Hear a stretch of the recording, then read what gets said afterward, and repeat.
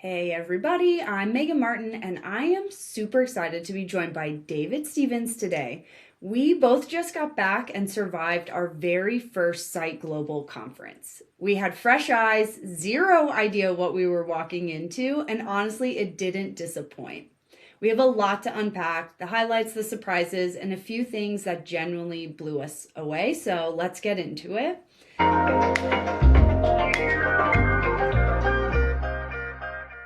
Overall, Dave, what would you say, like 1 out of 10, what was your first site experience? Um, Probably a solid 8 or 9. I agree. I would give it the same rating.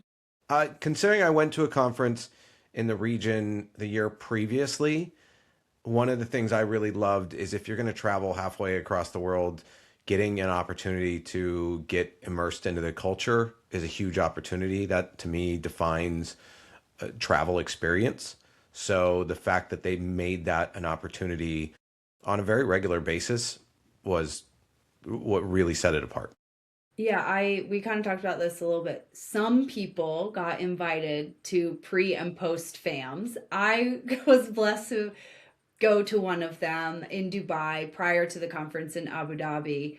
And it definitely set the tone for the whole trip. It also helped me get adjusted to the time because it was 11 hours ahead for me. And so you actually gave me great advice about sleeping on the plane of like sleep for a little bit, but then force yourself to wake up to like start getting adjusted, which was really a godsend. I didn't struggle on the getting there. Coming home has been a completely different jet lag brain fog experience, but that was helpful. And then having the fam definitely helped me like settle into the time zone. Yeah, I took advantage of it. I realized the way my day was going to go getting there. I was leaving Detroit for Paris, and I was leaving at like 7 o'clock or 6 or 7 o'clock in the evening, but I was arriving at 7 a.m. So I sat in the lounge and tried to watch the sunset for as long as possible to really tell my brain it's time to shut down circadian rhythm. Hey, pay attention to the cues. And then got on the plane, had dinner. And then when I landed in Paris at 7 a.m., I knew I was going to be landing in Dubai, even though we were in Abu Dhabi at 11 p.m. So my goal was to just stay awake the whole time so that by the time I got there, and when I got to the hotel at 3:30 in the morning, I was able to just go to sleep. Yeah. And this is something we talked about on site, and we asked this question quite a bit of the attendees. So you guys will see those videos too. But both of us coming into Dubai, it's about an hour and a half uh, car ride or bus ride from Dubai to Abu Dhabi. Do you wish they would have done something to sort of elevate that arrival experience? Because I was coming from a fam, I had an elevated arrival experience. Like the fam group, Arabian Adventures and Mandarin Orientals who hosted me, 5 star. I mean, I hope I get to take a program there to book that property in Arabian Adventures, but they took our luggage. Like I didn't have to worry about anything but showing up. Obviously, you land at 11 o'clock at night. Would Do you wish the conference had done something to kind of make that an easier transition for you?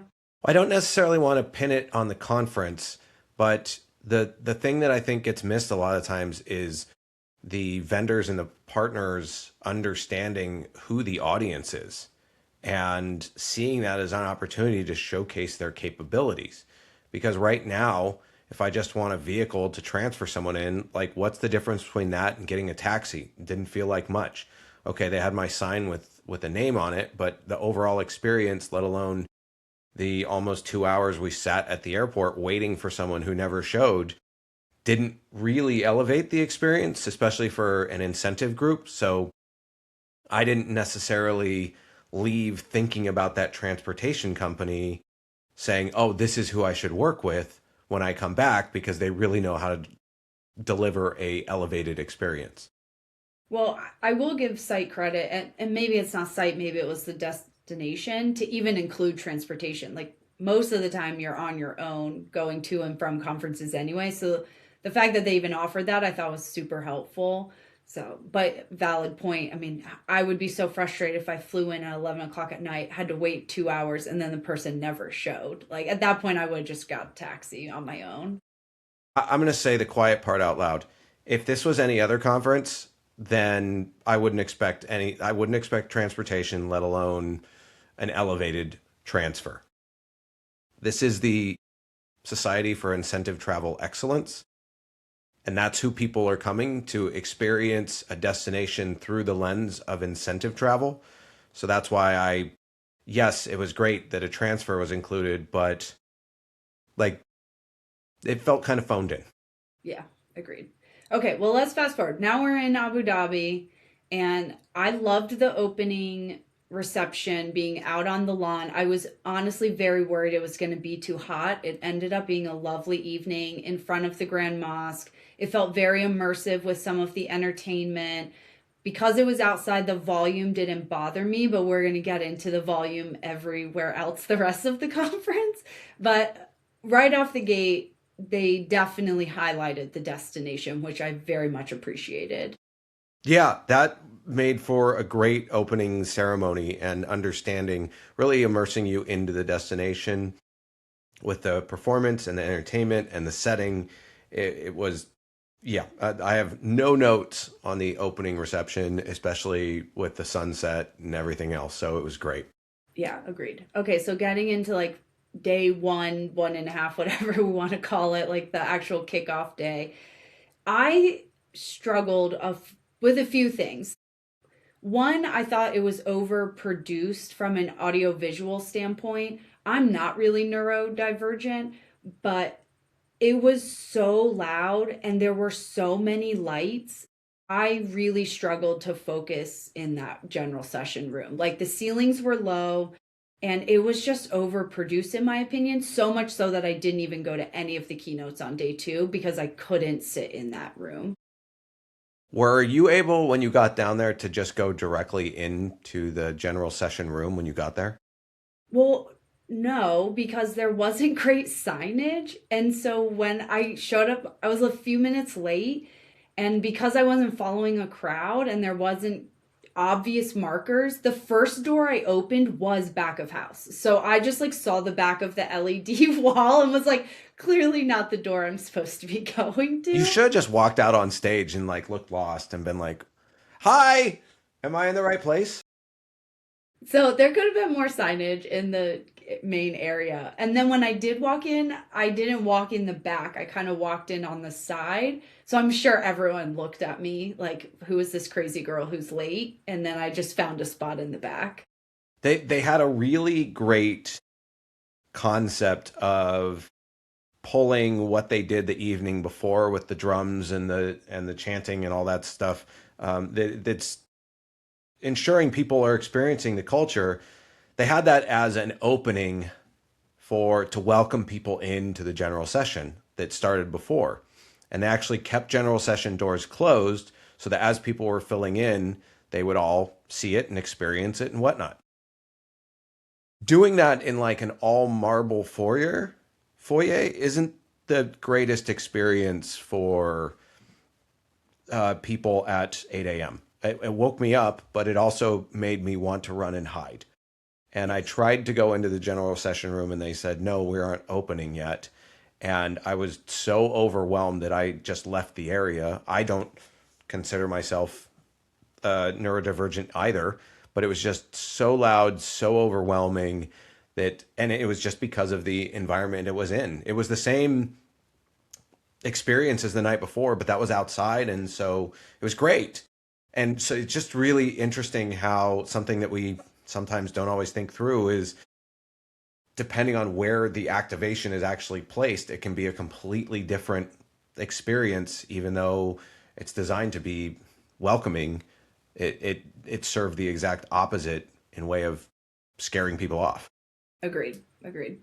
One thing we didn't touch on, the registration was an experience. Like they had a bunch of local sort of activations where registration was. You could get your name written in Arabic. You could get henna. There was like local coffee and tea.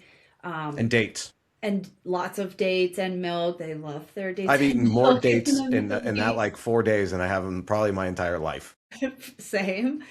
So I did think they activated really well around registration. It was much more elevated than just come pick up your badge, and they carried that through on the first day as well. So during the breaks, you could experience it also. Yeah.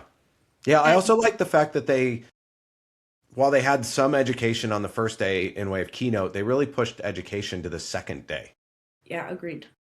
It just made it tricky though, because as someone new and not working full time in incentive travel, all of the awards being kind of on that first day, like, and this is a struggle I think every group has, is like, how do you recognize your superstars and your super chapters and do all of your awards without isolating the new people who really don't know any of the people being recognized?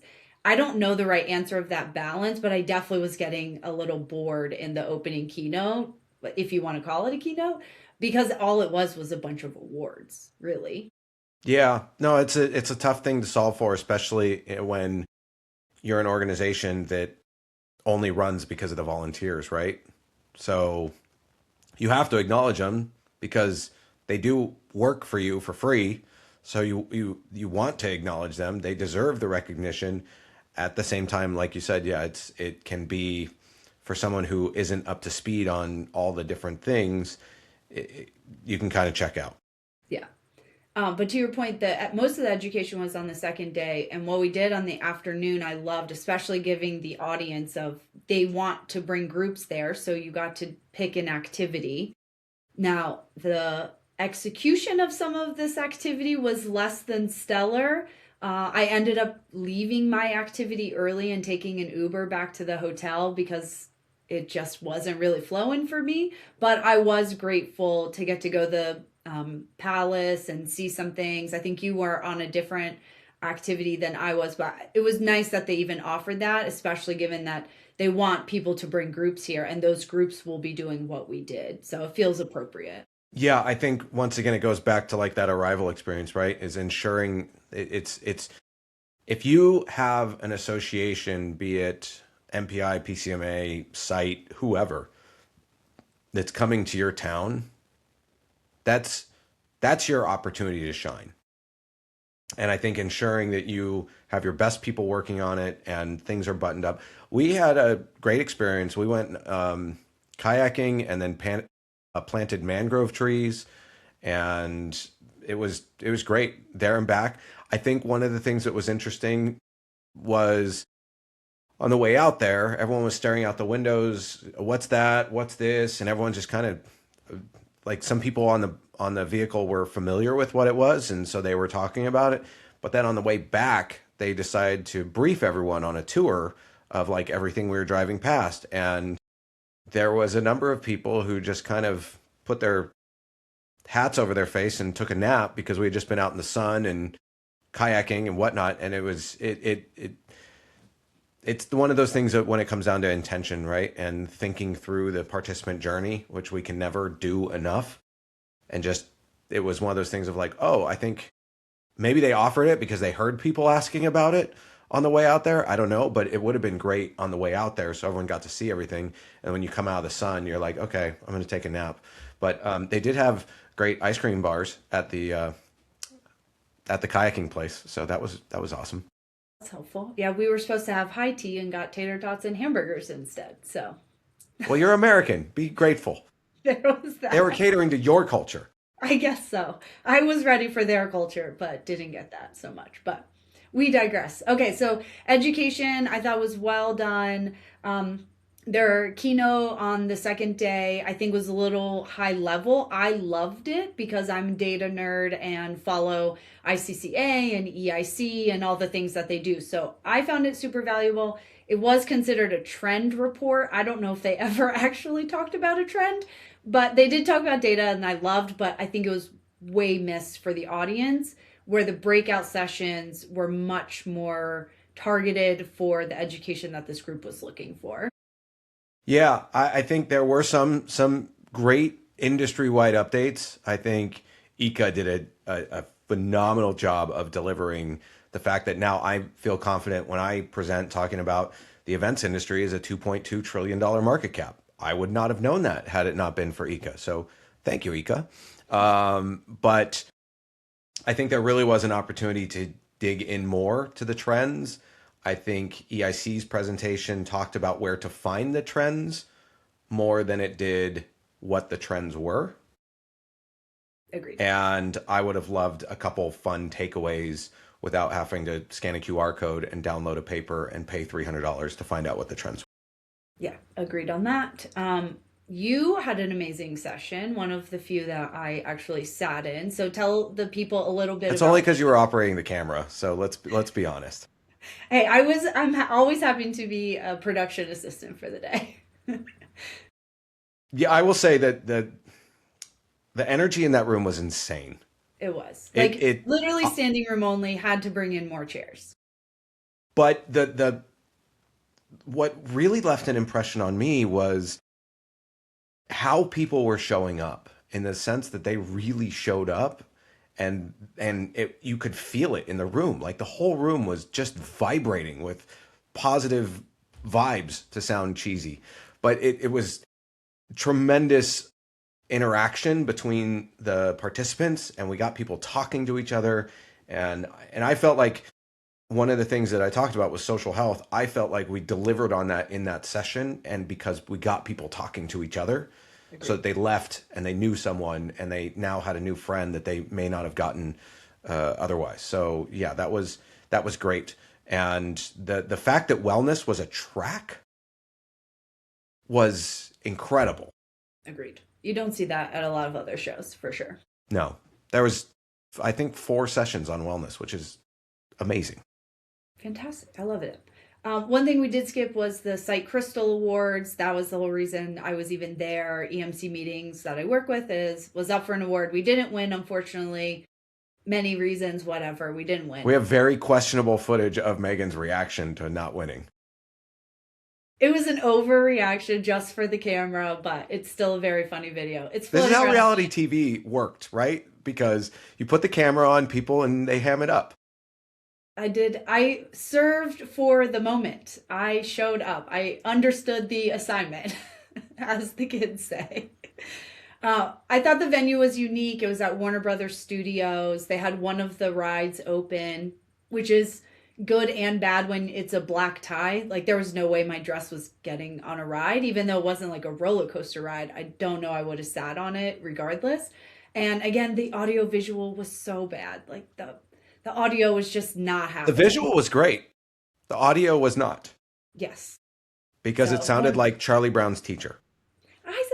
That's exactly what I said. So they could have done better there. But I did appreciate the conciseness of the awards ceremony. Like, there weren't speeches. It didn't linger. They were in and out. I very much appreciated. The food was garbage. I didn't eat anything, but it was a lovely evening nonetheless. Bread was good.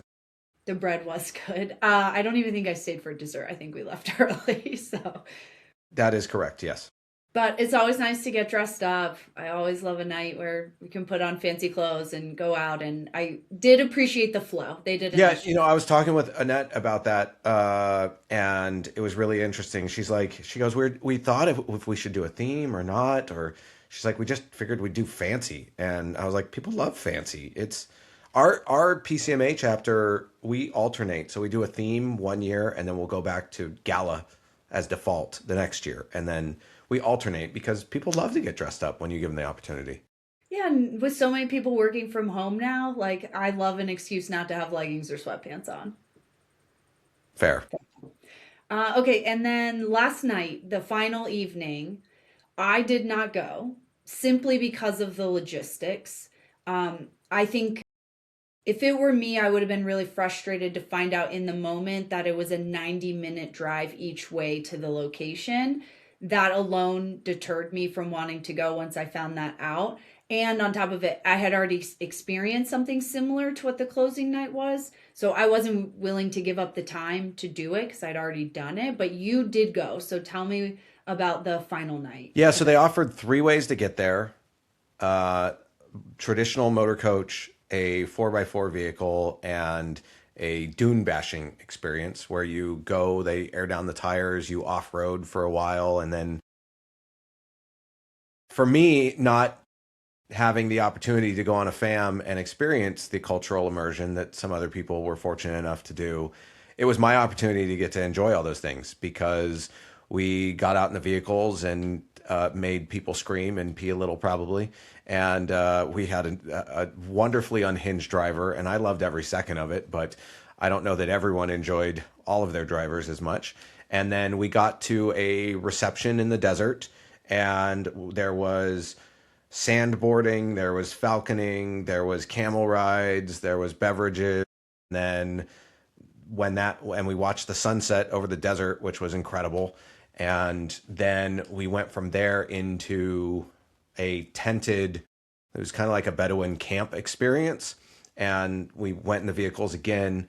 And then they had this big encampment they had walkways and everything. So it's pretty permanent build, but they had hookah, they had palm reading and tarot cards and more henna and an incredible buffet, like all the protein you could imagine to eat, and veggies and fruit and desserts. And it was a great layout, full on normal bathrooms. And they even had traditional clothing you could wear to be a part of the experience. And so it was I was super excited for the evening. But the way they had it laid out is the tents were around the edge, and then in the center was a stage, and they had all the tables where you ate in between the tents and the stage. And once the entertainment started, you couldn't speak to the person across from you. And I saw someone who I wanted to thank for helping me get the speaking gig, because she saw me at a chapter present, and she was like, "You need to apply. We need this at Global." And I saw that there was a empty seat across from her at the table, and I wanted to sit down and like talk to her and thank her, and I couldn't even communicate with her because it was so loud, and it just kept going. And after 60 minutes, I just decided to bail because the vehicles had started leaving. By the way, it was only 50 minutes to get home, just FYI. Okay, well it's And still too but long for me, but way better than I thought. Yeah, and what we did is in our car, we played a game, so to speak, where everyone talked about their favorite and their least favorite part of the event. And we went around the entire car, and we had this great networking session in the car, and it made the drive go by like that. So it was fantastic. So So, maybe but that's a takeaway from it. Like have a for lack of like a host for the cars, and like schedule some of your volunteers or maybe your staff that want to go to be conversation starters, like to make those transfer times meaningful and not just a transfer time, if that makes sense. yeah, I think anytime you have people in a captive setting, you have an opportunity to facilitate engagement and connections. Yeah, agreed. And then I left at 5 o'clock in the morning the next day to make the journey back to the United States. And again, transfer was fine. It was early, so there was only so much chatting people were willing to do. But we did talk about our, rose and thorn of the conference. And our driver was a little questionable to the airport, but we all made it safely, thank God. And it was fine. And then we made the journey back. I think it was like a 24-hour adventure to get home for me. Yeah, yeah, same. But would you go again? So they announced this is we'll link to our interview with Annette where she told the story of the announcing the next location, which is quite a funny story. We'll link to the recap video of all the interviews and fun stuff we captured while we were on site. But next year's in Vancouver. So that's much closer to home for me. I'm Pacific Northwest anyway. We include our Canadian friends in that, so it's a quick jaunt. So I hope I get to make it to the conference next year. Vancouver's a lovely city. I can't wait for them to show out. What about you? Would you try to go again? Yeah, I mean that overall 8.5, 9 out of 10, right? So there were some I just saw it as opportunities, and it's one of those things that sometimes we forget the importance of AV in production and how it can undermine the best of intentions. And the only reason the whole thing with the awards really bothered me is because these are best in class people, and it's their opportunity to shine, and it's their opportunity to be acknowledged in front of all of their peers for all their hard work and what they accomplished. Even the losers. I'm just kidding. But It's an that's honor just to be nominated. it's it's a special moment, right? It's, And when you can't understand what the person on stage is saying, it really is a bummer for the people who got the acknowledgement because they miss out on, let alone the rest of the there might be clients or potential clients that are like, oh my God, I'd love to do a program like that. And they hear who did it. And then they might want to go talk to that person. But if they don't know what the program even was, it's kind of a bummer. So I think the program as a whole was fantastic. Once again, devil's in the details. well, either way, 8.5, 9. Congratulations, Site Global and Abu Dhabi, UAE, Dubai, all showed out. I can't wait to go back. I thought it was a great experience. Excited to go back to the UAE, excited to go back to Site. So congratulations to them. You've converted two first timers. You Are, might are, get a repeat. are we going to leave out the fact that we went and saw camel races on our own? Yes, we can. So we did. I wasn't necessarily going to bring it up, but Dave and I did play hooky on one of the afternoons with a few folks and went to a camel race. And it's exactly what you think, like a horse track race, like a horse race, but with camels. Somehow we found ourselves like in the pit with the teams, like preparing the camels, preparing themselves. Security was very loose. The only place it was tight was the grandstands is only available for local Emiratis. So if you're not a citizen, you cannot sit there. That was the only place they told us, no, you cannot go. We got onto the track prior to the start line. There was that wonderful, I think he was British, right? Gentleman From who was the like, Netherlands. He was from the Netherlands. the Netherlands. Okay. And he was taking pictures of the camels and everything else. And we're like, oh, he might speak English because he was of our skin tone. And we asked him a question, and then we are like, so do you work for them? And he was like, no, I'm just here. And like nobody cared. Yeah, Well, because also the UAE is all very safe, right? it And is. then and then we went to try to figure out where to watch from, and there was a press area with like where the media goes, where they do their winner circle, et cetera, et cetera. And the hospitality there was so great that they didn't even care we didn't have credentials of any kind. They said, "Oh, it's hot out here. Come inside. We have snacks and beverages." And we like just went inside and we saw the winner circle area, and we had um, Arabic corn dogs that Yeah, weren't I made with mean, it's pork. basically, we've just followed the crowd and somehow ended up in this VIP area, and it was amazing. And then we basically got ushered with the group to the finish line right outside of this press area and VIP space and got to watch at the finish line. It was fascinating afternoon. Like talk about cultural immersion into camel racing in Abu Dhabi. It was definitely one of the highlights of my trip getting to go do that. I feel like that should have been an activity that they offered. So I'm glad we did it. Me too. And I just was thinking, like, talk about an opportunity to, like, Kentucky Derby style outfits. Like, it could have been turned into this whole thing where we could have gone as a group to the camel race, which, but as we found out in the process of trying to even go there, it is very much like a local, you just have to know someone to find out when. Like they don't publish the schedules. Even finding the location was a little bit tricky. The concierge helped as much as they could, but even they were struggling to help us get there. So it's kind of a fluke it even happened to begin with. But we also found out they have camel polo. So you can like ride with a polo player on these camels. And so there's a ton of opportunity to do some fun stuff with camels beyond just in the desert and taking a ride. And Yeah, that's like the local tip is camel racing. yeah, talk to your concierge or find a contact who can get you in because it was for sure a highlight. So Yeah, we thanks for probably should do mentioning. it. I wasn't sure if we were going to talk about it. We should probably do a TikTok or something on it, and we can blow it up because nobody like we said it, and people like were like looking at us like, "What are you talking about?" It's true. It's true. And they were very kind. Like everyone was super nice, like you said. No one, only the one time where they like, absolutely not, you can't come here. So the Which hospitality was, cool. I like totally respect that that's their thing, and okay, but yeah, nobody cared that we were there. They like like I said, they literally brought us inside and fed Yeah, us. it was Probably awesome. weren't supposed to, but oh well. Yeah, well, it's not like we were eating our weight in food, or there was no alcohol, which was totally fine too. And I'm 5-star experience camel racing. So Yeah. definitely a local tip. If you're going, try to find a camel race on a It's Saturday. out by essentially the fairgrounds. Yes. And I did go by, there is another racetrack in Dubai that was bigger than where we went in Abu Dhabi.